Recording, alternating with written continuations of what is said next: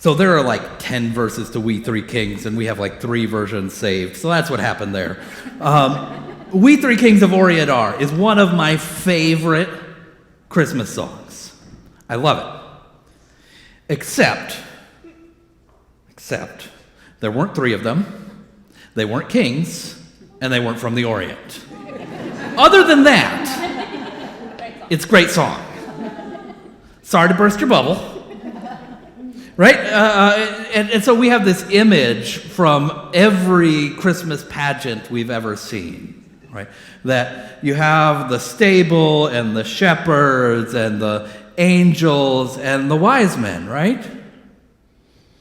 And the wise men, usually one is white and one is black and one is mildly Asian, right? And sometimes maybe you've learned their names as Balthazar, Melchior, and Gaspar. All of that comes later. So to be clear, in Scripture, Luke talks about shepherds and angels and Mary. Matthew talks about Joseph and the wise men. They are different stories, right? And more than that, which is why our wise men are all the way over here and our stable is all the way over there. The wise men don't show up right away. Right? They're late to the party. They come several years probably after the birth of Jesus. And who were these people? Just a little bit to provide some context. The Magi, and the word Magi, of course, is where we also get magician and magic. The Magi were probably Persian, Near Eastern, all of them. They probably were royalty of some sort, but also priests, also astronomers, which in the ancient world, an astronomer is also an astrologist. They probably worshipped a different god. They're not Jewish. So they're foreign, they're pagan, they're outsiders. And that's the whole point as Matthew is telling this story. In fact, this is one of my favorite places in the Holy Land. This is the Church of the Nativity in Bethlehem. It's one of the oldest still standing churches in the world. This structure was built sometime in the 4th century. Okay? And it's still standing. Now, we think sometimes about the Muslims coming through in the great Muslim conquest and the expanding of the caliphate, but it actually wasn't the Muslims who destroyed a lot of the churches. It was the Persians who came through before the Muslims, who were not Muslim at that time. They were Persian. And their religion was the Persian religion, which was very, very different. And so they show up and they destroy a number of the churches in the Holy Land when they come through, but not this one. And they come through, and in Bethlehem, they see these images, these mosaics that they're starting to unveil and have been unveiling for the last 20 years because they were entirely covered, and so they're renovating and taking them out. And in the mosaics, at the Church of the Nativity, are Magi. And the Persians walk into the church and they say, look, they've got pictures of us. This church must be okay. And so out of all the churches, they preserved the Church of the Nativity because they had these Persian Magi, these foreigners. And the way Matthew tells this story, they come in out of the east, across the desert. Those of you who were with me on the trip probably stopped in that ancient city of Petra and bought incense and myrrh and frankincense from the Arab trading station there as they crossed the desert. And then came into Jerusalem first and did what you do if you're a visiting political dignitary. You stop at the embassy, right? And so they stop at the embassy, they go to the White House, and they go to the court of King Herod. And I love this image. This is by an artist by the name of James Tissot from the 19th century. And the reason I love this is you can see it's a whole caravan going back.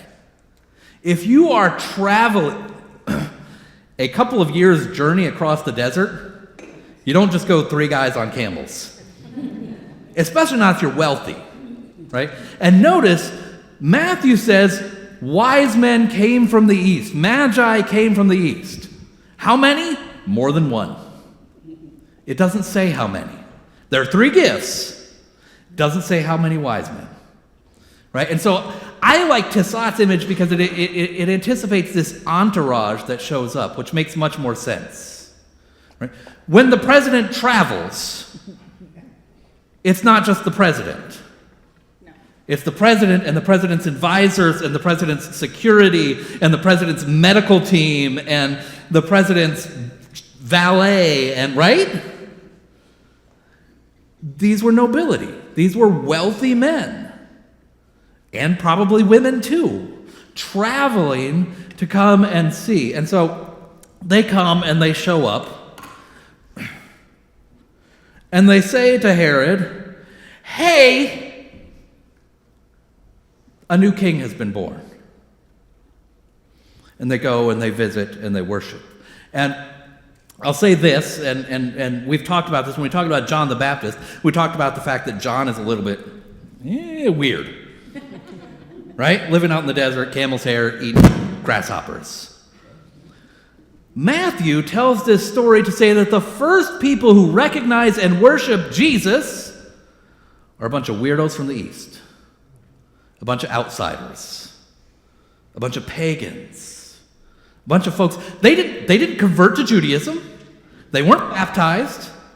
They came as Persians, worshiped Jesus as Persians, and then went home. What kind of church is that? They didn't baptize them. They didn't make them tithe. They didn't make them fill out a membership form. Nope. The first people who recognized Jesus in Matthew's gospel are these outsiders. And that's going to be the story for the rest of Matthew's gospel. And we can talk about that more another day. But now I want to talk about this encounter with Herod. Because they show up and they say to Herod, hey, where's the king of the Jews? And Herod's answer is, you're looking at him, bub. That's the problem. There's already a king of the Jews. Notice what they don't say. Where is the apolitical Messiah of the religious establishment? They don't say, where is the one who's going to redeem our souls in heaven and let us deal with earth in another way? They say, where is the king of the Jews? And there's already one. That's going to get you into trouble. Notice sometimes what we don't read on Sunday morning. This Matthew reading 1 through 12 is great. It's not the whole story. Right? Notice it ends with saying they went back by another way. Why'd they go back by another way? Because they were given a dream to go back another way. Why were they given a dream to go back by another way? It was dangerous. Herod was pissed. Herod was ready to kill them and wherever they had gone.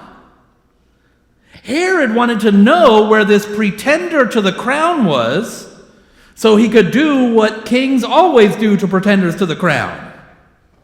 Kill him. And in fact, what follows is one of the most harrowing stories in the New Testament. That Herod does not know where this supposed king of the Jews is, except for that he's in the area of Bethlehem. And so Herod kills every child in the area of Bethlehem 2 years and younger. It's called the Massacre of the Innocents, the slaughter of the innocents. And actually, we always celebrate it in this Christmas season. You don't always see that in your Christmas pageant, though, do you? We don't like to tell that part of the Christmas story. But Matthew was very intentional. You can't tell the Christmas story without talking about the world in which it happened. And the world in which Jesus came is a world in which there were Herods who slaughtered innocents. And if you don't think that we aren't still slaughtering innocents, talk to the parents of Sandy Hook or the kids who survived Marjorie Stoneman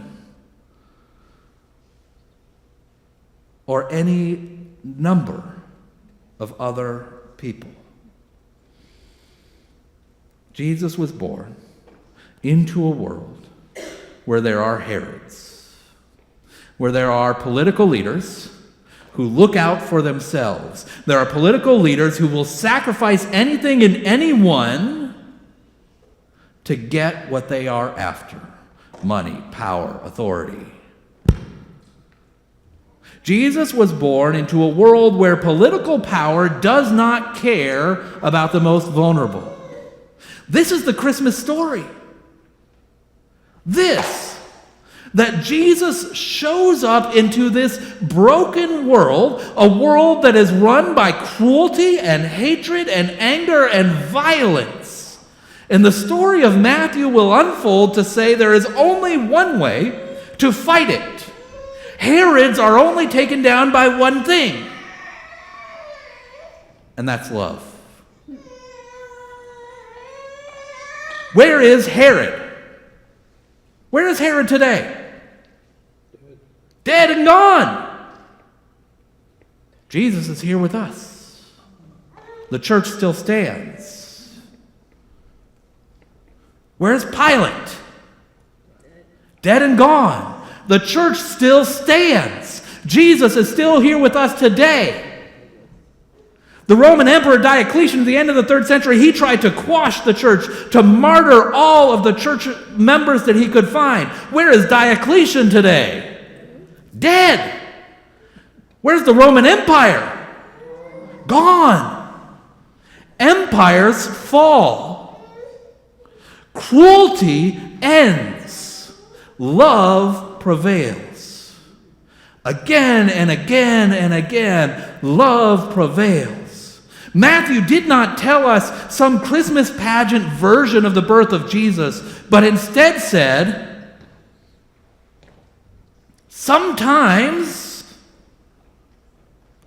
this world is cruel. Sometimes there are unjust leaders in this world. Sometimes there are political systems that will take advantage of the most vulnerable, that will sacrifice the lives of the most vulnerable. But love wins. In the face of Herods and Roman empires and whatever else you could fill in that gap with, the love of Jesus Christ, born at Christmas, always wins.